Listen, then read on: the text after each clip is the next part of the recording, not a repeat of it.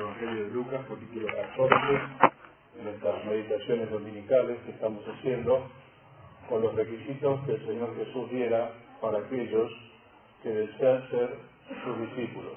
Decíamos el otro día, no son requisitos para ser salvo. Los requisitos para que una persona pueda ser salva son arrepentimiento y fe para con Dios.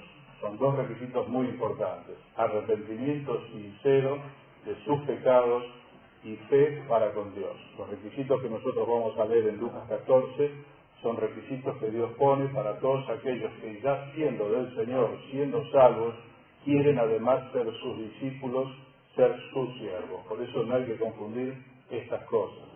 Toda aquella persona que quiera ser del Señor, que quiera ser salva, necesita arrepentirse genuinamente de su pecado y confiar en el Señor.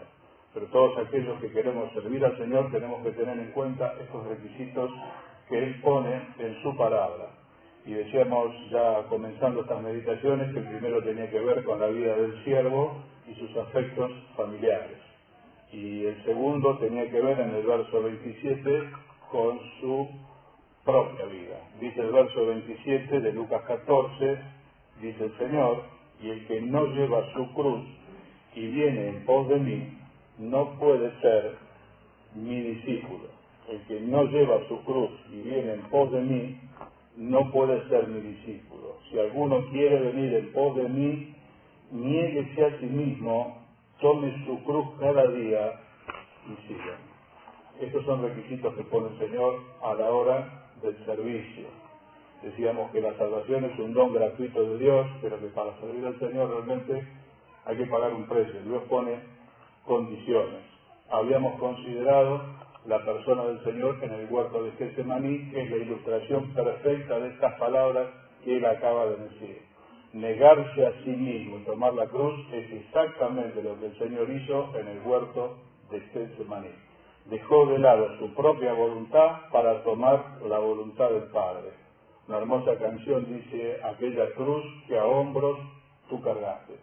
El Señor allí dejó de lado su voluntad, consultó al Padre si había otra manera, si era posible hacerlo de otra manera, más que no fuese hecha su voluntad, sino la del Padre. Así que, hermanos, Getsemaní es la ilustración perfecta de la obediencia del siervo de Dios, que dice el Señor: Señor, no se haga mi voluntad. Estoy dispuesto a dejar mi voluntad y mi deseo de lado por hacer lo que vos anhelás para mi vida. Y, hermanos, hoy nos citaba Gustavo la memoria de Amalek. Y así como el Señor es la figura perfecta de sus palabras en el jardín de Getsemaní, Saúl, en 1 Samuel 15, que no lo vamos a leer, yo lo voy a contar, pero no deje de leerlo en su casa, es la ilustración perfecta de uno de los grandes males de la cristiandad, y es la obediencia parcial. El problema no es que los creyentes no obedecemos, el problema es que en muchos casos obedecemos a medias. Y esto es lo que hizo Saúl en 1 Samuel capítulo 15. Dios le dio instrucciones muy claras y muy precisas. Nos decía Gustavo: borrarás la memoria de Amalek debajo del sol, por estos motivos que él nos contó en el mensaje, porque atacó a Israel por la retaguardia, por los más débiles, donde estaban las mujeres, los chicos, efectivamente.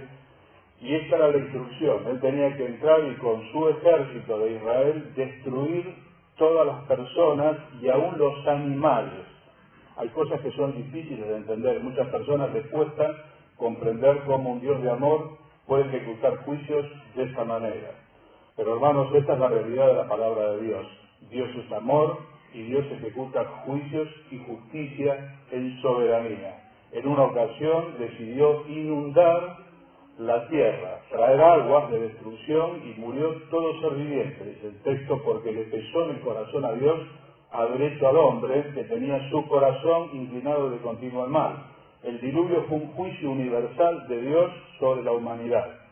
La misericordia de Dios hizo un arca con una familia dentro, una segunda oportunidad para la raza humana.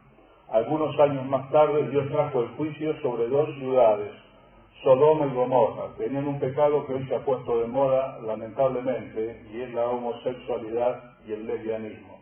Lamentablemente, hoy se está ofreciendo como una virtud. Esto es un pecado y no es una enfermedad. No es el tema de hoy, no lo podemos continuar. Esto desagradó a los ojos de Dios, dice la palabra de Dios que es abominación a Jehová y que se echa con hombre así como con mujer. Esto no es una enfermedad, no es una elección, esto es un pecado y trae de tal manera el disgusto en el corazón de Dios que Dios castigó con fuego y azufre dos ciudades, Sodoma y Gomorra, rescatando a Lot, aquel hombre justo, dice la palabra de Dios, por la intercesión de uno más justo que él. Sacado Lot y su familia, Dios asfaltó las ciudades de Sodoma y Gomorra porque fuego y azufre cayeron del cielo. Aparentemente un volcán, brea y demás cosas cayeron sobre la ciudad, no quedó nada. Ahora, hermanos, recordemos esto.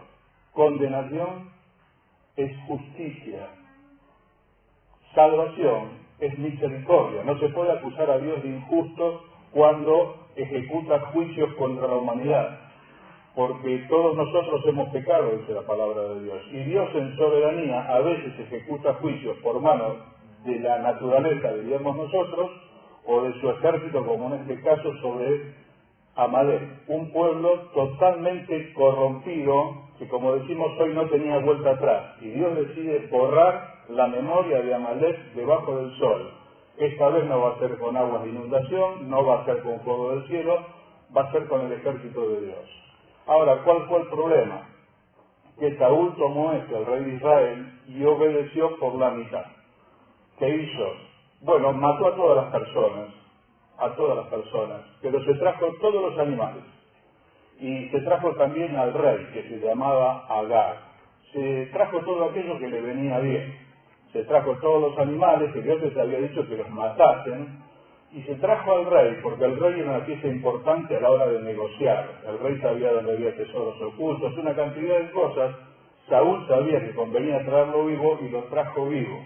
Y lea por favor 1 Samuel 15 en su casa para comprenderlo bien. No lo podemos detener ahora, pero Dios lo reprende a Saúl severamente a través del profeta Samuel por su obediencia parcial. Y lo desecha como rey. Y hermano, ¿qué fue lo que pasó acá? Bueno, acá pasa uno de los grandes tropiezos que tenemos todos a la hora de obedecer. Es obedecer cuando no nos conviene. Este es el problema, hermano. No es que nosotros no obedecemos nunca. Lo repito, uno de los grandes problemas que tenemos los cristianos es el problema de Saúl, es la obediencia parcial. Es obedecer al Señor, pero a medias. Obedecer al Señor cuando no me conviene, realmente es difícil, hermano. Ser fiel en lo económico cuesta plata, así como lo escucha. Ser fiel al Señor en lo económico cuesta plata, pero es la mejor manera de que el trabajo nunca falte y el dinero tampoco. Ser honesto en los negocios y honrar al Señor donde nadie nos ve con el dinero, hermano, no es sencillo obedecer contra la conveniencia. Hay que ser muy espiritual para ir contra el bolsillo. Entonces, uno de los grandes problemas que tenemos, una de las grandes crisis, es obedecer cuando no nos conviene, tal vez económicamente, o decir toda la verdad, a veces tampoco nos conviene. Y entonces eso nos hace dudar y hace que nuestra obediencia al Señor empiece a bajar el porcentaje a la mitad o menos de la mitad. Y dice Efesios capítulo 4, verso 30, hablad verdad cada uno con su prójimo. Desechando la mentira, hablad verdad cada uno con su prójimo. El Salmo habla del hombre justo que aún jurando en contra suyo, no por eso cambia. El hombre íntegro, la mujer íntegra, está más allá de este tipo de cosas. Hermanos, el discípulo no hace lo que le conviene, el discípulo hace lo correcto. El discípulo no hace lo que le conviene, el discípulo hace lo correcto, lo que honra al Señor. Así le cueste dinero, porque hay formas de hacerlo rápidamente, pero a veces están reñidos con la voluntad de Dios estos métodos. A veces el ocultamiento de la verdad y la media verdad, la insinceridad, como le quieras llamar, hay tantos nombres para la mentira hoy que uno puede tomar el que quiera. Todo esto que se está aceptando socialmente continúa sin aceptarse en el pueblo de Dios. Desechando la mentira, hablar verdad, cada uno con su prójimo. Vamos a obedecer al Señor y no nos conviene. Bueno, hermano, preguntémonos qué es lo correcto. ¿Qué es lo correcto? No lo que nos conviene. Saúl fue desechado por Dios para ser rey, por esta falta de integridad.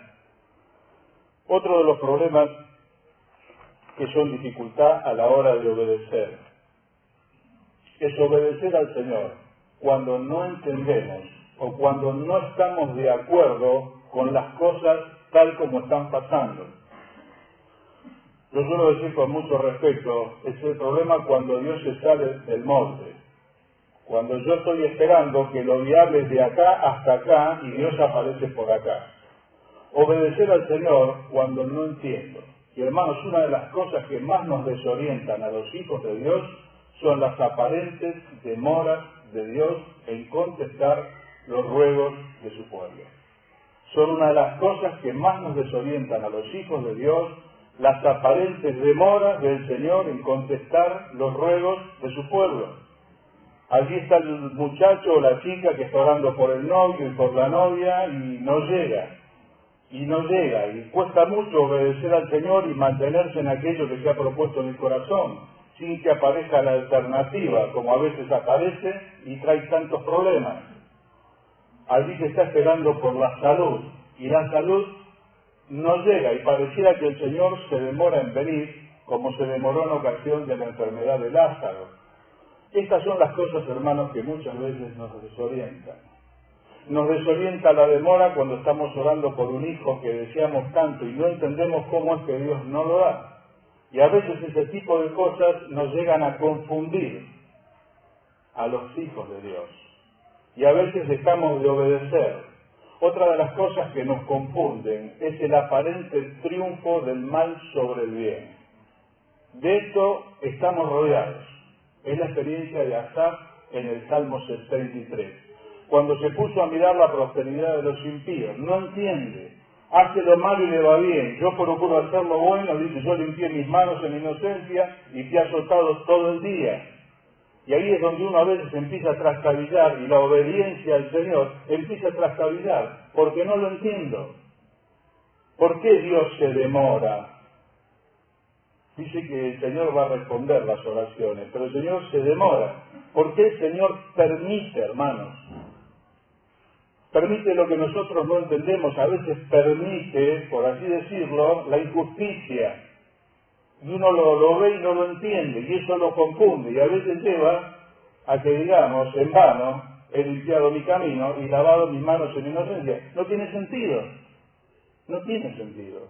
Y hermanos, nosotros sabemos que esto no es así. No seas vencido de lo malo, le dice Pablo a Timoteo, sino vence con el bien el mal. Pero es una crisis muy grande. Habacuc quedó muy confundido cuando Dios decidió castigar a su pueblo con un pueblo más impío que el suyo. Es una confusión enorme. En una ocasión murió el hijo de una viuda que había nacido por la intercesión del profeta. Y a este chico aparentemente algo le pasó en la cabeza, no sé si un derrame cerebral o qué, se agarró la cabeza y cayó, se lo llevaron a la madre lo puso en la cama del siervo de Dios. Y el siervo de Dios, cuando se enteró de esto, le dijo al Señor, aún a la viuda, turbás con la muerte de él. No lo entiendo, se lo pedimos al Señor, le dijo, ¿cómo que está muerto ahora? Pero no lo entiendo, y hermano, es un problema este. Pero Dios no nos llama a entender, nos llama a obedecer. Si no, no hubiese podido caminar 3 días y 3 noches, Abraham con su hijo, hasta el monte que Dios le mostró. Hermano, no te detengas en la obediencia al Señor, y no me detenga yo, por favor, cuando no lo entiendo a Dios. Porque apenas nos podemos entender a nosotros mismos, no seamos arrogantes de pretender entender al Señor. ¿Quién conoció la mente de Dios? Dice la Escritura. ¿Quién conoció la mente de Dios? Nadie. Tal vez tengamos que decirle, Señor, realmente no comprendo, pero ayúdame a no dejar de hacer lo bueno, lo que tengo que hacer. No sé por qué permitís esta situación. Esto es injusto, esto me duele, esto me lastima, pero lo cierto es que lo estás permitiendo. Señor, hace que no me resienta, hace que no cambie yo por esto. Decía Golda Meir, la primera ministra de Israel en una ocasión, podemos perdonar que los enemigos hayan matado a nuestros hijos, no le podemos perdonar que lo hayan transformado lo mismo que ellos. Hermano, decía el querido Rubén Migueles, el mal no nos daña cuando nos golpea, nos daña cuando nos contagia. El mal no nos daña cuando nos golpea, nos daña cuando nos contagia, nos daña cuando nos hace bajar los brazos y dejar de hacer lo que tenemos que hacer para empezar a hacer como hacen los demás, que tal vez no conocen a Dios. No importa si otros lo hacen, no importa si yo no lo entiendo. Este es un gran obstáculo a la hora de obedecer. Hay otro que hoy es muy difícil también, y es obedecer al Señor contra mis gustos y mis deseos. Esto es muy difícil. Estamos viviendo en medio de una sociedad que la han denominado hedonista. ¿Qué significa? Va detrás de lo que le gusta y detrás de lo que le da placer únicamente. Los hombres de la sociedad en la que vivimos, muchos están direccionados tras lo que le gusta, tras lo que le da placer. No importa la consecuencia, no importa. El dicho es, si te gusta, hacelo. Y esto se fogonea tanto todo el tiempo por televisión, por los medios. La gente con la que hablamos piensa de esa manera, que a nosotros como creyentes muchas veces nos hace tambalear, porque realmente nos gusta. Hermanos, a veces no sé cómo pedirle perdón al Señor, porque le digo, Señor, en el fondo de mi corazón, el problema es que me gusta. Ayúdame a obedecer, a pesar de que me guste, porque no es importante si a mí me gusta, es importante si a Él le agrada. Pero es muy difícil ir contra esto. Está yendo todo el mundo hoy para este lado. Dijo Sansón en una ocasión a sus padres, Jueces capítulo 14, versículo 3, tomadme a esa mujer, una mujer filistea, de las naciones enemigas de Dios. Tomadme a esa mujer, porque ella me agrada. Y los padres se lamentaron mucho diciéndole, pero hijo, ¿acaso no hay mujeres entre el pueblo de Dios para que tomes esposa? Me gustó. Y hermano, yo esta frase la escuché un montón de veces. Y le repito, se lo he dicho yo a Señor un montón de veces. Y a veces es la excusa, pero a mí me gusta. Hoy la gente está haciendo pasar si lo hace o no lo hace, por si le gusta o no le gusta. Si le gusta, hacelo, te dice. Y si no te gusta, no lo hagas. Bueno, hermanos, los discípulos de Dios, algunas cosas las anoto por no olvidar. Nos regimos por lo que a Dios le agrada. Cuando pensaba en Sansón, por un momento pensé en chicos jóvenes. Quiero decir esto al pasar. Chicos jóvenes que se van a poner de novios. Chicos jóvenes, hombres y mujeres, háganlo con las hijas de su pueblo. No piensen en alternativas. A veces se dice, bueno, el chico o la chica no es, pero puede llegar a ser. Bueno, no lo sabemos. Puede ser que sí, puede ser que no. Pero aún dentro del pueblo de Dios, yo he visto muchas equivocaciones, porque se casó con él o se casó con ella porque le gustaba. Y hermano, no está mal que le guste, pero tiene que estar la voluntad de Dios alineada primero que el gusto. Hay gente que se casó mal, creyentes, yo conozco varios, se casaron mal, están mal casados. Se casaron fuera de la voluntad de Dios, porque le gustó. En una ocasión hablaba con una chica acerca de su novio, y yo, ya había pasado el tiempo y situaciones, y en una ocasión dije, ¿consideraste a fulano? Es que no me gusta. Y hermano, engañosa es la gracia y vana es la hermosura. Los seres humanos nos transformamos con los años. ¿O acaso no es verdad? ¿Qué es lo importante? Lo importante es si es una mujer que teme a Dios. Porque la mujer que teme a Dios, esa será alabada.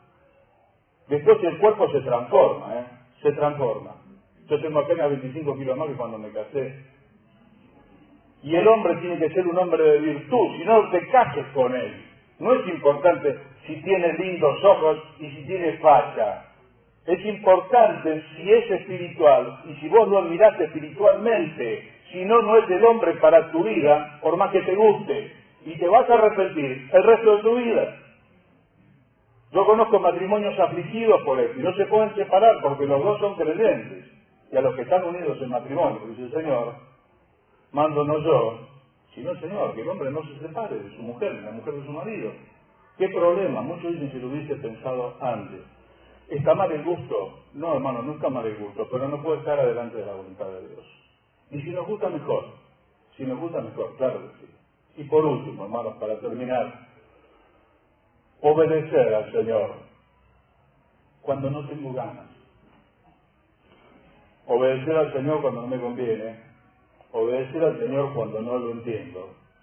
Obedecer al Señor contra mis gustos. Tan fogoneados hoy los gustos, ¿no? Con tantos problemas. Y obedecer al Señor cuando no tengo ganas. Otra de las características de la sociedad en que vivimos es la permisividad. ¿Qué significa? Seguí tu corazón. Así se escucha muchas veces en televisión. Ahí está el que le va a dar el consejo al otro sabio y le dice, seguí los designios de tu corazón. No te vas a equivocar nunca. Nunca leyó la Biblia. Engañoso es el corazón y perverso más que todas las cosas. ¿Quién lo conocerá? Yo, dice el Señor. Nunca sigas el designio de tu corazón. ¿Qué le está diciendo? Haz lo que tengas ganas. Si tenés ganas, hacelo. Si no tenés ganas, no lo hagas. Bueno, hermano, este pensamiento está ausente en los siervos de Dios. Es un pensamiento que justifica la falta de responsabilidad. Este pensamiento social. Si no tenés ganas, no lo hagas. Si tenés ganas, hacelo. Y las consecuencias, bueno, no importa eso. Y hermano, esto muchas veces es una excusa a la hora de cumplir responsabilidades familiares y congregacionales. Es que no tengo ganas. Yo lo escuché muchas veces la explicación. Parece muy sincera. Pero hermano, no sirve. No es así entre los que queremos, deseamos, anhelamos servir al Señor. El discípulo no se pregunta si tiene ganas. Pregunta al Señor, ¿qué quieres que haga? A lo mejor tengo muchas ganas de hacer lo que no tengo que hacer. Y a lo mejor no tengo ganas de hacer lo que tengo que hacer. Tenemos que, hermanos, sujetar estas cosas. El discípulo ha sujetado su voluntad a la de Dios. Este es el punto. Concluyendo, creo que uno de los grandes problemas que tenemos los creyentes no es que no obedecemos, es que obedecemos por la mitad. Obedecemos parcialmente. Y si alguno quiere venir en pos de mí, dice el Señor, ese estilo de vida no sirve. Hermano, la obediencia trae la bendición de Dios. Muchas veces pensamos que cuando obedecemos al Señor le estamos haciendo un favor. Hermano, el favor no lo estamos haciendo a nosotros mismos. Los primeros bendecidos somos los hijos de Dios cuando obedecemos al Señor. Hermano, el Señor tiene toda riqueza. Tiene toda riqueza. Los enriquecidos al obedecer somos nosotros y sus mandamientos, decía el autor bíblico, no son gravosos. Hermanos, animémonos, dejemos de lado las cosas que se dicen afuera de sociedad de la cual nosotros somos parte y hagamos las que Dios dice. Dejar de lado nuestra voluntad para tomarla de Él, aunque no nos convenga económicamente o si decimos la verdad y no nos convenga. Hagamos lo correcto, no lo que nos conviene. Hagamos, hermanos, más allá de nuestros gustos y hagamos más allá de nuestra voluntad, sobre todas las cosas, la de Dios. Vamos a ser bendecidos. El otro día recordaba el texto, Dios no es injusto, dice la palabra de Dios, para olvidar el trabajo y la obra de vuestro amor. Hermano, Dios es injusto. Vale la pena obedecerle, vale la pena negarse, vale la pena ser su siervo. Vale la pena, aunque se transpire mucho y aunque camine a contramano, no solamente de la sociedad, sino también de gran parte de la iglesia que camina para el otro lado. Esa es la realidad. Que los creyentes son muchos y los discípulos son pocos. Esa es la realidad. Esto no es popular en el pueblo de Dios. Ese es el gran problema. No en la sociedad. La sociedad no conoce a Dios. Nosotros no la vamos a juzgar. Pablo dice, ¿qué razón tendría yo para juzgar a los que están afuera? Es un absurdo. Pero este problema hoy se está dando en el pueblo de Dios. Si obedece si conviene, si obedece si se entiende, si obedece si le gusta y obedece si tiene ganas. No puede ser su discípulo. Todo el que quiera venir en pos de mí, niéguese a sí mismo. Tome su cruz y síganme. Habrá explicaciones el día de mañana a muchas cosas que nosotros no entendemos. Sin duda, sin duda. Y sin duda, Dios bendecirá tu vida y la mía también. Mis hermanos, dos anuncios